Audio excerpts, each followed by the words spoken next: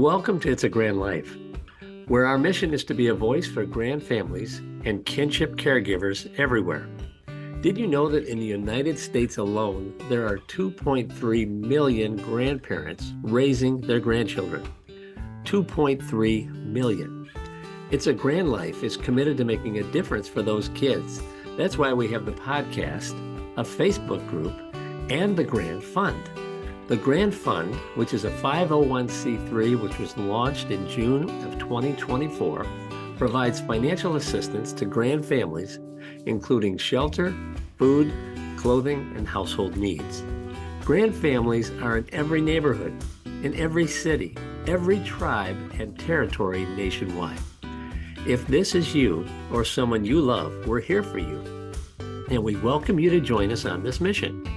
Our goal is to offer hope and resources to help you. Please subscribe to our YouTube channel and follow us wherever you get your podcasts and leave a review. You can also join our Facebook group. Just search for it under It's a Grand Life. And your reviews, comments, and sharing of our podcasts help us reach others that need assistance. Welcome to another episode of It's a Grand Life. Good morning. My name is Craig Nash. We'd like to welcome you to another It's a Grand Life. And today we're going to sunny Florida. Our guest is Donna Turtle, who's going to share with us a little bit about her journey with her not only involved in raising her grandkids, but some of the challenges that have led her to this place of being a grandparent who is definitely involved in the lives of her grandkids. And Donna, we just welcome you to It's a Grand Life, and I've been just touched by your story, and I know our listeners are going to be touched as well. And you are absolutely a blessing to others, and just really enjoyed getting to know you. I think it was earlier this week or last week we had a chance to chat, and but thank you so much for being our guest here on It's a Grand Life, and maybe you could share a little bit about your journey with our audience. Thanks, Craig. As Craig introduced me, my name is Donna, and I'm here today to share some information about our son Kevin, who was taken by bad choices on 9/11/23. Kevin passed away from what he thought probably was his drug of choice, cocaine, but it had been laced with fentanyl. Kevin was 47 years old. He is the youngest of 3 children. He has an older sister and an older brother by a couple years. And he was very spunky. He grew up as just the class clown. Everybody loved Kevin. He was short for a male. He was 5'2", but I always thought he had a little complex about that, but he seemed to overcome that, although from time to time it would raise its ugly head. He was probably the best baseball catcher you could see. Wow. So Kevin, what we thought was experimenting with weed, probably in 7th grade. Okay. He had a best friend that lived next door. His parents we kind of tried to put our heads together. What can we do about this? But it really was bigger than we were at that point in time. I mean, it would just seem to be rampant in his middle school and then into high school. Kevin went on to graduate from Florida State. Okay. And had some issues there with alcohol, what we thought was just alcohol at the time. But he ran into some legal issues, a bunch of kids just, taking beer out to an open field, and ran into some legal issues there. But we got through that. He ended up graduating from Florida State with a degree in criminology. It's kind of ironic, but was his his course of choice. He started out, he wanted to be a truck driver. He always visualized himself as being an over-the-road truck driver. But I think he realized that if you can't control your alcohol at that point in time, you're probably not going to make it. Well, he ended up landing his first job driving this big rig, but I think he ended up doing that for a year, and I mean, alcohol didn't actually did that in. Okay. So he then met a girl named Danielle, who he then fathered 4 children with. They lived together. It was on and off the whole time, probably for 10 years. Wow. And it always seemed that after one of his children was born, that I saw the light in the sky. This is his recovery period, and this is going to be the one. It's going to turn around now. Right. At that time, later on, like in his late 30s, I realized he was doing more than just alcohol. Mm-hmm. He would, when he was with Danielle, like for the first and second child, she is a nurse practitioner in mental health. Okay. She is now. She wasn't at the time. She was in nursing school, but that probably was the root of her, kicking him to the curb, I always call it. So anyway, there were custody issues when he wasn't with her, which I think, all of these challenges that he faced with her, not being able to see his children, not being able to maintain steady employment. I think this was a rumble probably at the seat of his heart, which led to, I need some relief. Right. And, whatever the drug of choice was at that point in time, which was cocaine all along. So we hired the best attorneys we could. We had a shared guardianship, and Kevin would have them half the time, and then Danielle would have them. But even through all of that, there were always arguments and issues over what time am I picking them up, what time am I bringing them home. And that's just an example. Right. So right now, his children are 1.5, ages 1.5, 4, 8, and 11. His greatest joy in life was being a father to those children. I mean, if there was one reason or one motivation for Kevin to recover, it was his children. I mean, he was always admired for that. But Kevin would still, after all this, walk into a room and just light it up with his smile. The family, amazing. I mean, he had this comedy personality where he wanted to make you laugh. And that goes back to him being the class clown in 7th grade. So he had a number of friends who were very close to him and cared about him, including his employer. He ended up being a brick paver, which he actually was very good at, maintained that on and off for about 10 years. And his employer, who was a good friend of his, really tried to work with him to walk away from whatever he could, whether it be alcohol or cocaine. But at that time, nobody was really worrying about fentanyl. So you would read about it, but it's never going to happen to me or my child. So Kevin was living with us. We live on St. Pete Beach. Okay. We migrated, which I forgot to tell you, is we migrated here from Philadelphia, ended up in Tampa. When our children grew, we moved out to St. Pete Beach. That sounds great. So that's where we are now. Yeah. Had several episodes with Kevin where, he was here, he'd be gone for a few days and come home and then sleep for 2 days. And, obviously me being a nurse and looking at him, and clinically I knew what was going on, but it took me a while to say, okay, what are you going to do? Was in recovery twice, and always thought, he made a commitment to himself and us that I'm going to do it for my children. Right. But that would only last for so long. 8 or 9 months, and then he'd end up reconnecting with Danielle. It was a vicious cycle. So we could never get a long enough stable period where we could make a difference when he reached his early 40s. So at the time, right prior, well, I would say a month or a couple months prior to the final episode, Kevin had a cardiac arrest in his bedroom here at our condo. And so, I initiated CPR. We had EMS come take him from the condo. And at that time, I thought we lost him. But, by the grace of God, he made it.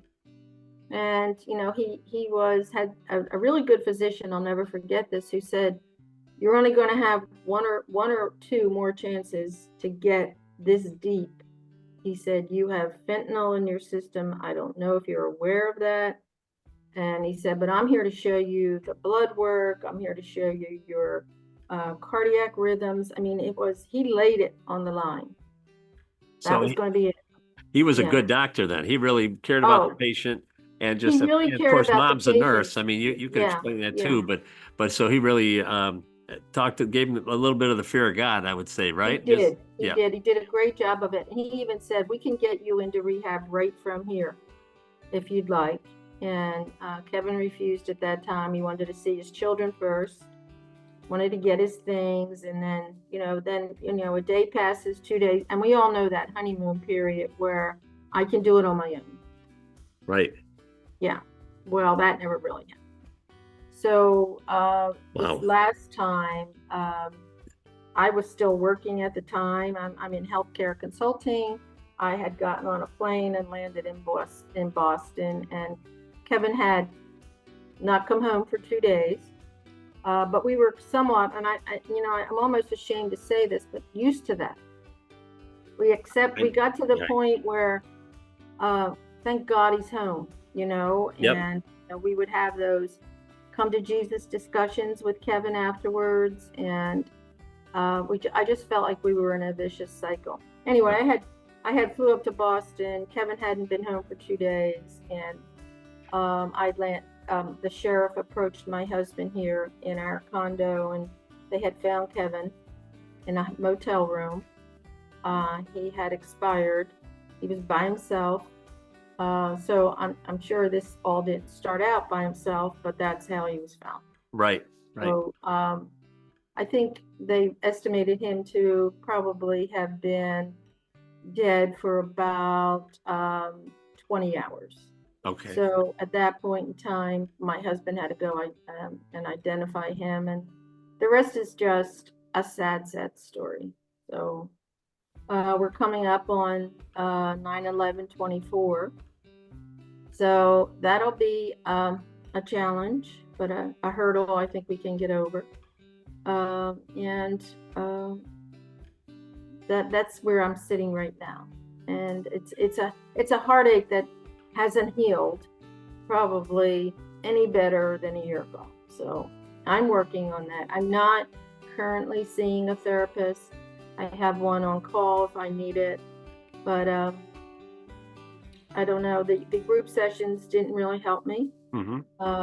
The therapy sessions, I would say, had a moderate effect for maybe a couple days. But the one thing the therapist encouraged me to do after all this is to stay close to my grandchildren, do as much as I can to create a footprint for Kevin, which I'm concerned about because I'm not sure that the mother of his children really wants to create a legacy of any type. And that's really one of my goals, is I want them to know. And I think the older two do, what a good father he was, how much he loved them. Right. So, have I left anything out? Well, I think you've been very transparent, and we are absolutely so sorry for your loss. He sounds like just a phenomenal guy and someone I would really like to know, because I like to be around people with a personality like that. And but with your healthcare background, what would you want our audience to know about fentanyl?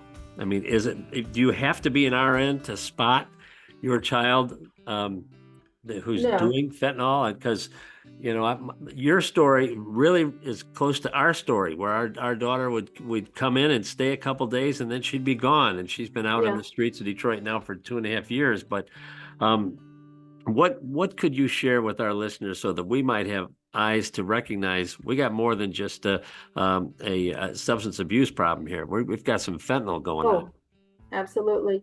I think there's a few points here. First of all, let me start with, if you are clinical, I've been in healthcare for 28, 30 years. And, when you're a nurse, you think, I can handle this. I can do this on my own. Right. And I couldn't. And that was very hard to accept, that, here I have a son who overdosed. What did I miss as a clinician? And that's what I have to come to grips with. You can, if your child has done fentanyl often enough, and I don't believe that Kevin really did, because it wasn't until the end where I really, really could not wake him. I mean, it was, even with painful stimulus, rubbing his chest, there were times where I just thought, I walk away, I'll let him sleep a couple more hours, until I went back, and he had such labored breathing, and then, expired through my in front of me. I thought, how did I miss this the last time I was in the bedroom? Now, whether I didn't want to see it or not, but you really have to be honest with yourself. I think it's very hard, honestly, to distinguish fentanyl from cocaine. Mm-hmm. Really hard. And I wish that's what we could get out to the population. Are there any telltale signs? And I don't really, if there are, I'm not very versed in it. I can only tell you that deep, deep coma that they go into, they haven't left us yet, but they're very close. Well, Donna, that's just huge, because the breathing patterns, if you do have one of your child at home with you at all, and you can hear those breathing patterns, you're really bringing this back for me, because my daughter would come home after a binge, and it was like she would sleep for hours, and it was a deep sleep, and it's like nothing could wake her, and I'd try to get her up to come to work, and nothing would work, and now if you're playing around with recreational drugs, recreational is nothing's recreational, everything's got this fentanyl in it, and you and I met through a group called Fentanyl Fathers, and the work that they have done to put, and I hope our listeners will go to fentanylfathers.org and just check out some of the information that they put out as far as how to recognize fentanyl abuse, what a Oxycontin looks like, and what a fentanyl version of Oxycontin or whatever the pill looks like. Mm-hmm. You can't tell the difference. It's just these folks are professional that are packaging this evil and making it available to American citizens. It makes no sense. But so you would look for the labored breathing and look for almost a coma-like state. Oh, coma-like state. Yep. That you could tell from the pupils in their eyes. And I did that test, for the dilated pupils, or the pinpoint pupils. I know this, that when Kevin coded here in his bedroom, and I'll never forget this EMS gentleman that was, wheeling him out. And he turned around and he handed me a Narcan kit. And he said, this is Narcan induced, or he would not have responded. We all should know that. And if you have a child that you think is experimenting with drugs, and you're not sure if it's Narcan or not, get the kit and bring it in your home. Have it ready. Know how to use it. And don't hesitate to call 911. Don't put that off longer than you need to, because that's why they're there. So there are 3 points right there. I don't know that we're ever going to recognize fentanyl without some, like the response to Narcan, the signs and symptoms, or the breathing. But Kevin's breathing at the end sounded like a freight train. 100%. And I had never heard that in my whole clinical life. Right. And in fact, when I had EMS when I had called 911, she stayed on the line with me. And she said to me, "Is that your son breathing?" She said, "Get him on the ground." And that's when we, put him on the ground and I could start CPR. But I guess that could have been a matter of minutes. I don't know. That's why I think being in a motel room by yourself, you don't stand a chance. You do not. No. No, you do not. And I have to tell you, there's a lot of closure that I haven't realized from that whole event of where it occurred, trying to get the police report. It went nowhere. I think to them it was just another fentanyl death. And you need to characterize like who that was and why it's so sad. But I think between the anger issues and the depression from not being able to live with his children, he just got to the point where he was probably being too risky. So I'm not making excuses, but I know it. I think there was a road that Kevin traveled. I could almost plot this road out. So we're bringing the family together for his 1-year anniversary and doing just, a little shout out to Kevin. Yep. And we appreciate you sharing him with us. And we're very, very sorry about your loss. And I know you want to be as involved in the lives of your grandkids as you're allowed. But I think you've really shared a lot, Donna, with our listeners today. And for those of us who are still having contact with our sons and daughters, look for the labored breathing. The first thing you said, I thought was absolutely priceless. Just realize you cannot do this on your own. You're going to need some help. And look for the labored breathing and even a coma-like state, perhaps pupils that are dilated, and have the Narcan kit in the house. You don't have to be an RN to learn how to work with the Narcan, but if you have kids that are playing with this evil, you need to be prepared. And yes. Yeah. And is there anything else you'd like to share with our audience? It's just been absolutely so great to have you on, and you're really going to bless some people and with what you're sharing. At first, I was embarrassed. I went through all types of emotions. I, of course, was sad. I was angry. People would approach me, friends, and they really don't know what to say. They were hesitant to use the word death. They were hesitant to use the name Kevin. It's almost like, we're so sorry for your loss, but it seems so abstract. Be real. I lost my son, I lost my daughter, and talk about them and the good memories that you have. I don't think you need to dwell on how hard it was, but if you have a friend that you think is going through the same thing, just be upfront. I don't think we should talk about this as the elephant in the room anymore, because this elephant now is a different color. Right. Oh man, yeah.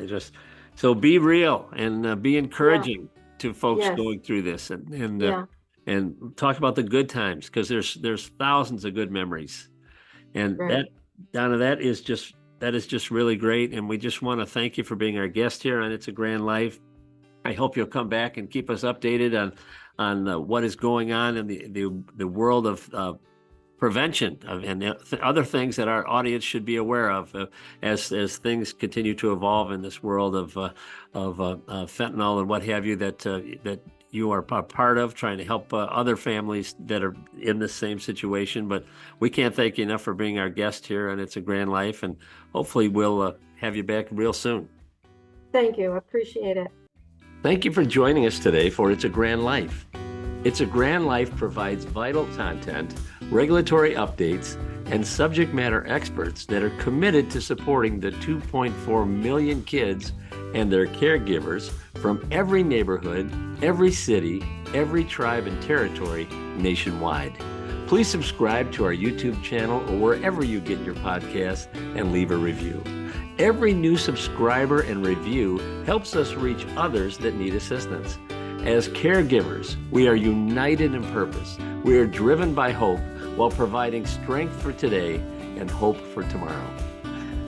We are truly making a difference while living the grand life. If you have a suggestion for a future episode, please reach out to us. But we'll see you next time for another It's a Grand Life. Thank you for joining us.